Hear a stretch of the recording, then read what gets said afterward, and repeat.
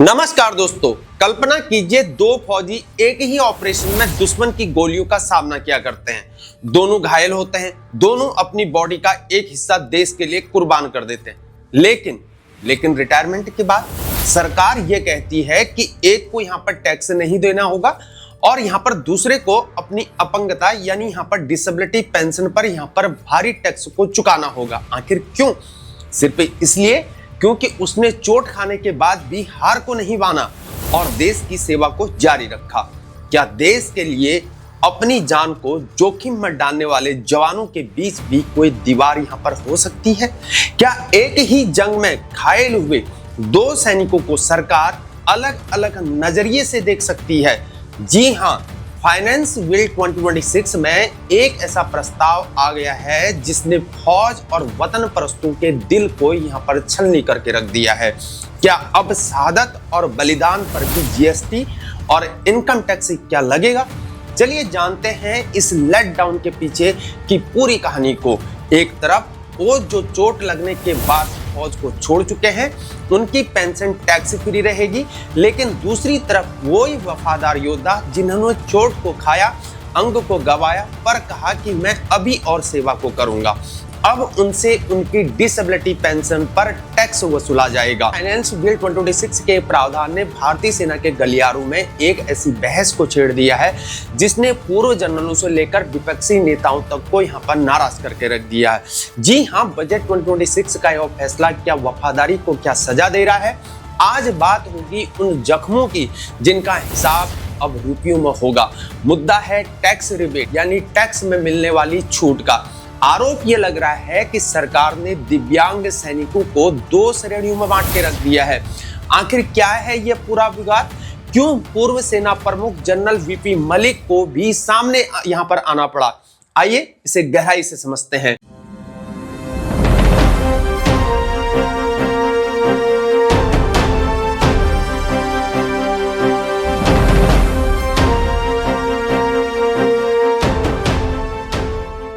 मामला गंभीर है। अब तक यह नियम था कि अगर किसी जवान को ड्यूटी के दौरान कोई चोट लगती है या वो डिसेबल हो जाता है तो उसकी डिसेबिलिटी पेंशन यहाँ पर टैक्स फ्री हुआ करती थी और यह नियम 1922 से चला आ रहा था। लेकिन अब नए नियम के मुताबिक टैक्स की छूट सिर्फ उसे ही मिलेगी जिसे इनवैलिड आउट किया गया हो, यानी जिसकी चोट इतनी गंभीर थी कि उसे तुरंत फौज से बाहर ही जाना पड़ा। लेकिन वो जांबाज जो घायल होने के बावजूद भी बैसाखियों पर खड़े होकर या कटे हुए अंग के साथ भी सालों तक यहाँ पर तिरंगे की रक्षा को करता रहा, अब उनकी पेंशन पर भी टैक्स की कैंची चलेगी। यानी नियम ये कहता है कि टैक्स की छूट सिर्फ उन्हीं को मिलेगी जो अपनी डिसेबिलिटी के कारण इनवैलिडेट आउट ऑफ सर्विस हुए, यानी जिन्हें चोट की वजह से सेना बीच में ही छोड़नी पड़ी है। लेकिन वो सैनिक जो दिव्यांग होने के बावजूद भी अपनी सर्विस को पूरी करते हैं और रिटायर हो जाते हैं, उन्हें अब यह छूट नहीं मिलेगी। दिव्यांग हुए लेकिन फाइनेंस बिल 2026 में एक छोटा सा दिखने वाला लेकिन बहुत बड़ा बदलाव को लेकर आ चुका है। मतलब अगर आप घायल होकर घर भी बैठ गए तो छूट मिलेगी, लेकिन अगर आपने जज्बा दिखाया और घायल होने के बाद भी सालों तक देश की सेवा को किया और रिटायर हुए तो सरकार यहाँ पर यह कहती है कि अब टैक्स को भरिए और देश के लिए खाना क्या गुनाह है? क्या अपनी अपंगता, अपनी डिसेबिलिटी के बावजूद क्या वर्दी पहनकर देश की सेवा को जारी रखना क्या ये सजा के लायक है? और यूनियन बजट 2026 ने एक ऐसी लकीर को खींच के रख दिया है जिसने हमारे जांबाज सैनिकों को यहाँ पर दो हिस्सों में बांट के रख दिया है। यहाँ जिक्र ये करना जरूरी है कि उन जवानों का जो युद्ध में अपनी ही खुकरी से अपने पैर को देते हैं ताकि यहाँ पर जहर ना फैले, और ऐसे वीर हार नहीं मानते और अपनी सर्विस को पूरी करते हैं। लेकिन आज का सिस्टम उन्हें क्या दे रहा है?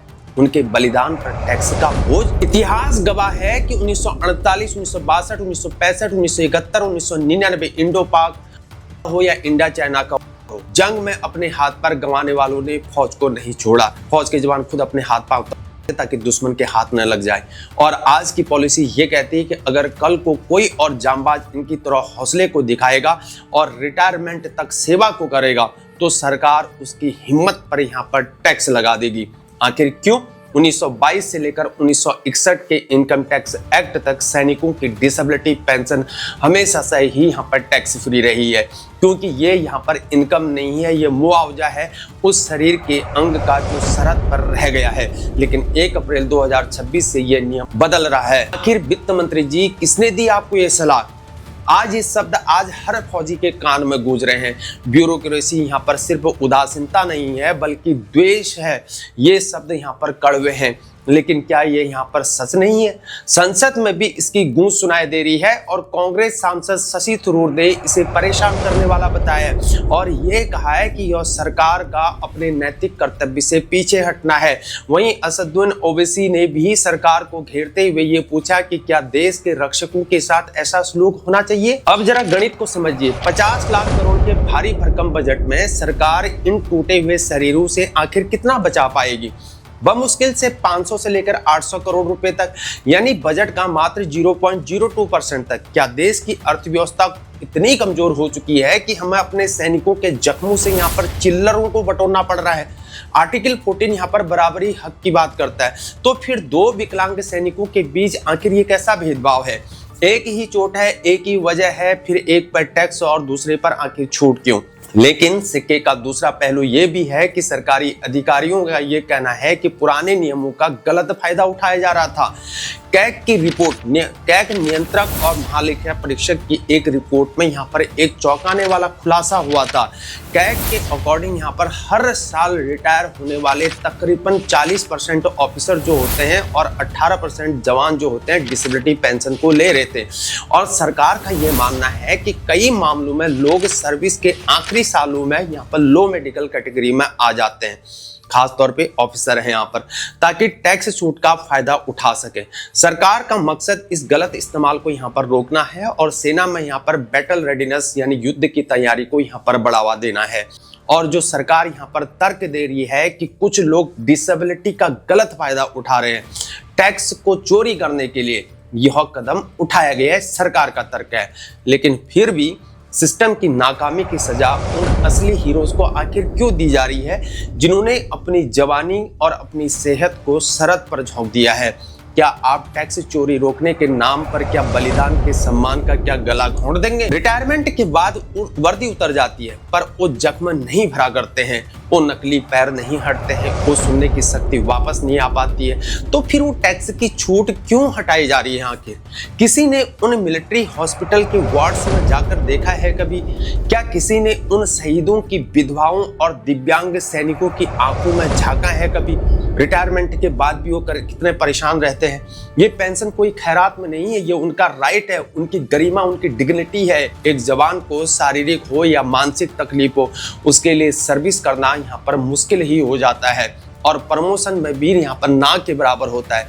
और एक जवान का ना भविष्य फौज में ठीक हो पाता है, ना ही वो रिटायरमेंट के बाद उसका भविष्य ठीक हो पाता है। उसे घर आने के बाद भी मेडिसिन ईसीएस से नहीं दुकान से खरीदनी पड़ती है और गरीब जवान का बहुत बड़ा दुख है, लेकिन उसकी सुनने वाला कोई नहीं है। एक फौजी सिर्फ तनख्वाह के लिए नहीं खाता है, वो इस भरोसे पर लड़ता है कि मेरा देश और मेरे परिवार के साथ खड़ा है। जब आप ऐसे दिखने में छोटे लेकिन दिल दुखाने वाले नियम को लेकर आते हैं तो ये जवानों के मनोबल और मोराल पर सीधा हमला हो जाता है। चाहे वो यहाँ पर ओआरओपी का मसला हो, ओआरओपी की विसंगतियां हो, राशन मनी का मुद्दा हो, अब ये यहाँ पर पेंशन पर टैक्स, ये छोटी छोटी चुभन एक दिन बड़ा जख्म यहाँ पर बन सकती है। आधुनिक हथियार खरीदने से फौज यहाँ पर मजबूत नहीं होती है, फौज मजबूत होती है अपने सिपाही के सम्मान से होती है। सवाल यहाँ पर ये उठता है कि क्या कुछ लोगों के गलत फायदे को रोकने के लिए उन जामबाजों को क्या सजा देना क्या सही है जिन्होंने चोटिल होने के बाद भी वर्दी को नहीं उतारा है? क्या यहाँ पर इम्पेयरमेंट रिलीफ और डिसेबिलिटी पेंशन के शब्दों के जाल में हम अपने असली हीरोज को क्या भूलते हुए जा रहे हैं? बजट बदले जा सकते हैं, नोटिफिकेशन सुधारे जा सकते हैं, देश को आपके सलाहकार का नाम नहीं जानना है, बस यहाँ पर ये उम्मीद है कि अगली सलाह देने वाला यहाँ पर ये याद रखे कि आप त्याग पर टैक्स को नहीं लगा सकते, आप दर्द की कीमत को नहीं वसूल सकते हैं और आप एक सैनिक के जख्म को रेवेन्यू का जरिया नहीं बना सकते। यहाँ पर पेंशन कोई खैरात में नहीं है, ये उस शरीर की भरपाई है जो एक जवान ने देश के नाम कर दिया है। सुधार यहाँ पर जरूरी है, लेकिन सुधार के नाम पर यहाँ पर प्रतिशोध नहीं होना चाहिए। सरकार को बड़ा नजरिया दिखाने की यहाँ पर जरूरत है। दोस्तों, ये मामला सिर्फ यहाँ पर पैसों का नहीं है, ये सम्मान का है। एक तरफ यहाँ पर वित्तीय अनुशासन, फाइनेंशियल डिसिप्लिन है, तो दूसरी तरफ यहाँ पर सैनिकों का मनोबल है। आपको क्या लगता है, क्या सरकार को जनरल मलिक की बात मानकर इस फैसले पर क्या दोबारा फिर से सोचना चाहिए? क्या आपको ये लगता है कि देश की रक्षा करते हुए घायल हुए जवानों की पेंशन पर क्या टैक्स लगाना क्या सही है? क्या आपको ये लगता है कि वफादारी की सजा क्या जायज है? अपनी राय कमेंट सेक्शन में जरूर लिखें। और अगर आप भी ये मानते हैं कि हमारे वेटरन्स, हमारे एक्स सर्विस मैन सम्मान के सर्वोपरि हैं, तो इस वीडियो को इतना शेयर करें ताकि हमारे जवानों से जुड़ा हुआ ये मुद्दा लोगों तक जरूर पहुंचे और ये आवाज नीति बनाने वालों तक जरूर पहुंचे, ये उन तक पहुंचे जो पॉलिसी को बनाते हैं। तब तक के लिए यहाँ पर बने रहे हमारे साथ। जय हिंद, भारत माता की जय।